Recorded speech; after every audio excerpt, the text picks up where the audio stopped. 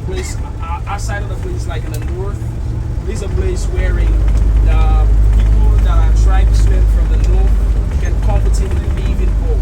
We have places in Bo, like you can hear them calling it Limba Corner. Like say that's the corner for the Limbas. They like to go to other places in the country. You don't hear them say Mende Corner and all of this. So the name Bo is a Mende word which means Bo Lock. In English it is translated as this is yours to Liberia. And even when you use this other one here, it can also lead you to Liberia. Nice.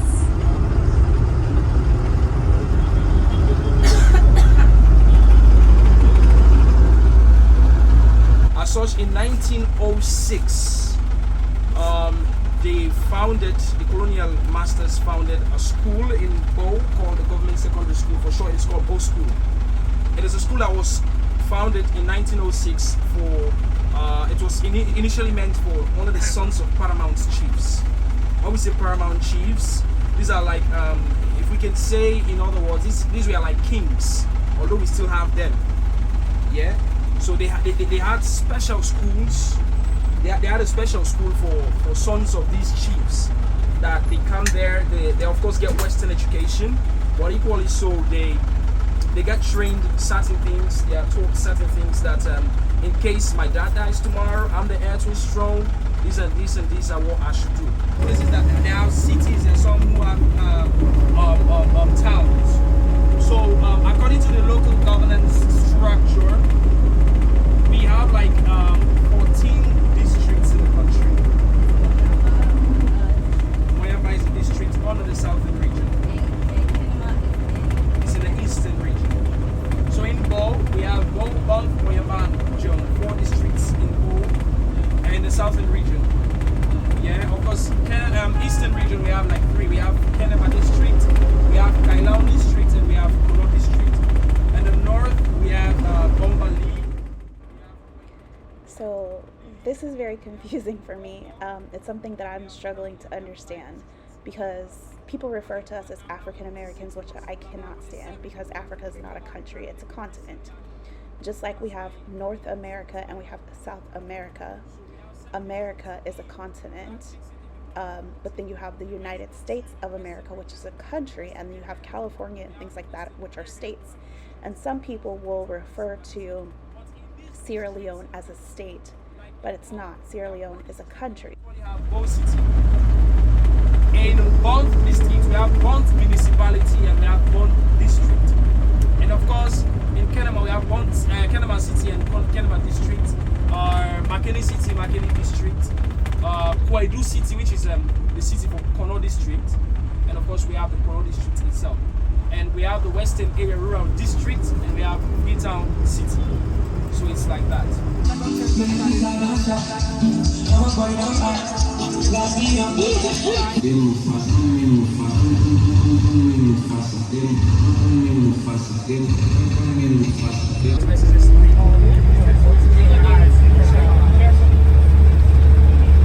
So this is the main center here. It's called John Street. The central market is this side. Yes. It's very ugly for me to not be able to drive in the center of town freely. And anything can happen. I can run you over whilst I'm passing by, or I can run your kid over. And so this is the situation. What should we do?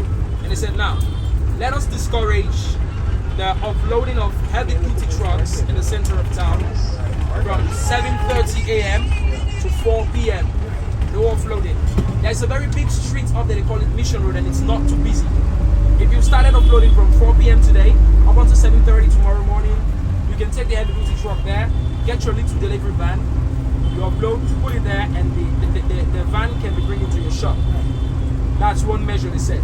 Secondly, all who are trading on the streets, because not that there is not space inside the market, but I just think if I come to the floor of the market, you can see my own items quickly, and I can sell more than that person who is selling in the center of the market. Right. So that's the reason they live in market and come to the streets. And do they have to pay a fee to sell in the market? Say? Do they have to pay a fee to sell in the market? Well, there are some stalls which the council built. Yes, there are some stalls which the council built, and so you have to pay a fee for that stall per year. How about on the street? On the street, you will not be paying that fee, but there is another fee you'll be paying to the council. There is something called a market due, which is like 1,000 euros A year? per day.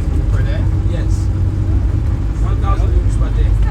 How do you, and somebody goes out and collects it?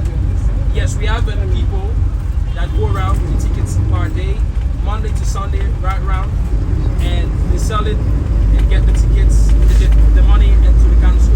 The council employs all of our own source revenue generation sites. At the end of the month, we send some to the consolidated revenue fund, and some we use for council operations.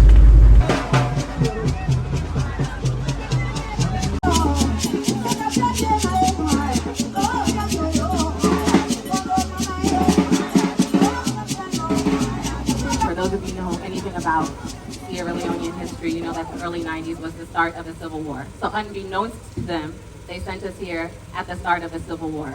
And then when the American Embassy announced that it was really a war, it wasn't just sort of a thing, a rumor coming from the uplands, and the embassy said they were shutting down, then we had to evacuate from the country.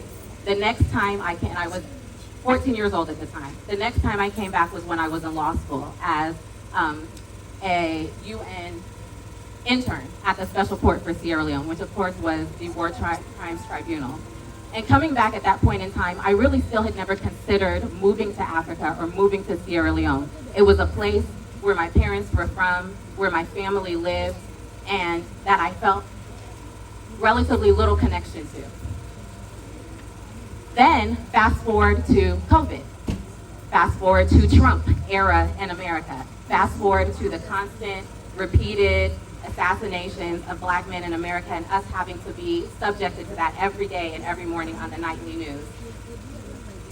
It gave me the opportunity and the motivation and the impetus to really go see where I'm from and to go really connect with the people that are my forefathers and the people that I share DNA with. And so I would say this. In the media, when you're in the US, there's a lot of impetus, and maybe you've even heard it, from some people at presentations you've heard on this trip, asking you to come back and help. Come back and help us. Don't forget us. Come back and help us. And certainly if you are a philanthropist, and certainly if you are interested in NGOs, there is more than enough need to go around. If you do a 360-degree turn, there's somebody in need of your services in Sierra Leone. But on the other side, and this is from my hat as not a Sierra Leonean, but a serial entrepreneur, if you will. I have 5 businesses, including a law firm that has offices in Houston and in Chicago. I have a restaurant that will be doing a ribbon cutting on in Accra in 2 days, and a few other businesses in the United States. There is no place like home. There is no place like Sierra Leone where your dollar can go further, where your investments can go further, where a simple introduction to the right stakeholder, a Ms. Tewa who has thousands of acres, miles even, on a riverfront that's not just a river for canoeing, but for those of you who feel the strength, we can kind of go down to the riverbank, and if you just turn your head to the left, you'll see people there digging diamonds. The diamonds from Sierra Leone come from the Sewa River, that body of water right there. It may not look much to you, but the biggest diamonds in the world have come from Sierra Leone. Yes, we have to give back. It doesn't matter what your situation is in the United States, you have more than the average Sierra Leonean has, and yes, they are in need of help, and I feel like it's our obligation to give back and to share our time, our talents, our expertise, but there's also an opportunity for serious development, either on the macro level, on the micro level, as big or as small as you want it to be, and I would love to be a resource to you. I've told Yalo I would love to be a resource to you, to answer any questions you have about what it's really like to live in Africa, what it's really like to move here with your family. And I just really want to welcome you, and I thank you so much for coming all this way. Okay. Thank you. So everyone here has taken a test, and they found their roots in Sierra Leone. So everyone here is a Sierra Leonean by blood. So we can clap for that. Except for me. I wasn't going to say anything.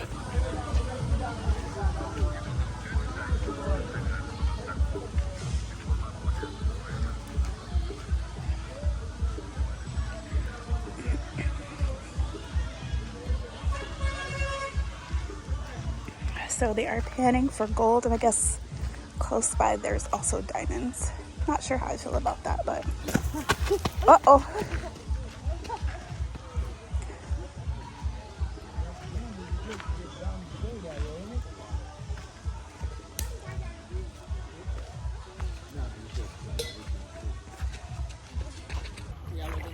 Okay, Aisha, Okay, what's the name of this river? The name? Abaka Regas. Abaka? Yeah. We are on the Abaka River. How deep is Oh it? my goodness.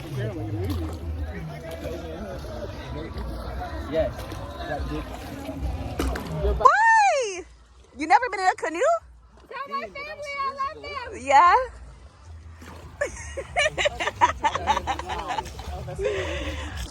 Nice. Oh, you have a generator. All right, so. So you're gonna show us how you do it? Don't move.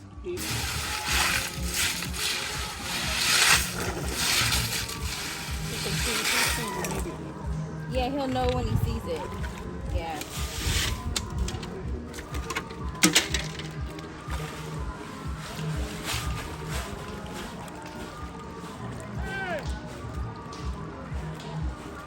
We need a boat. I think we're in trouble.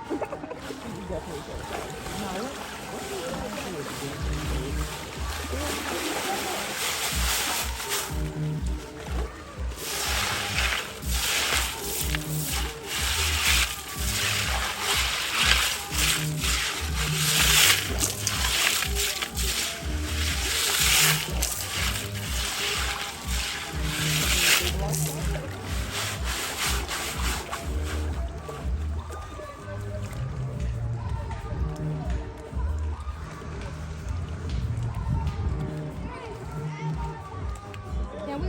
No. I mean, we can walk back and this would be long.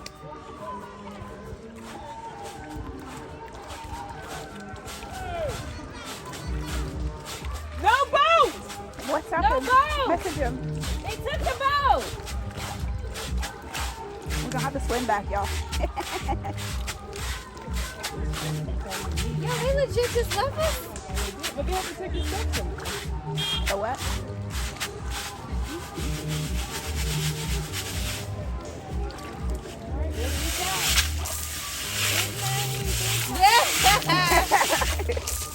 Yeah, we're in trouble. He does not look You happy. didn't know women came from. You're supposed to be our tour guide. This type of tour guide. You're getting us in trouble. breaking rules and you didn't even I'm tell not us. from here.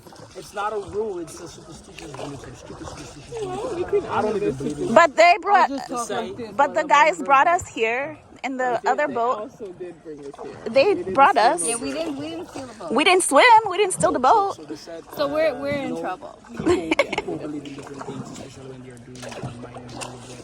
Right. So mostly because if women go there, they will get down in walk or something. Right. Now you have good luck. They didn't find it while we were there. Yende over there. Now there's good luck. We blessed it. Okay, so we later found out that women are not allowed on the other side of the river. And our guide did not tell us that. By this time, everybody is tired. We had a very long day, but it was amazing. It was also really interesting to see a huge difference between the development and the lifestyle of Bo and Freetown. I don't think I would be a city girl in Sierra Leone. I really liked Bo. So we had checked out of our hotel in Freetown, which was about 3 or 4 hours away. And that evening we checked into a hotel in Bo. And let's just say our time in Bo was cut short because this is how we were sleeping. Those of us who actually did sleep, this is how we were sleeping. The rest of them, I don't know if they slept, but let's say we did not sleep very well. So I was able to get some disposable sheets from someone else that went on the trip, and I'm assuming that this is also how they slept. Because, yeah, this is the only way you were going to get any sleep.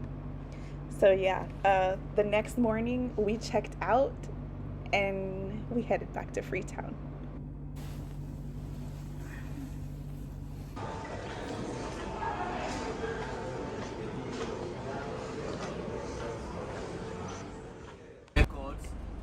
So next week we head over to the Historical Museum, and you'll hear Francis talk a little bit about archives and history here.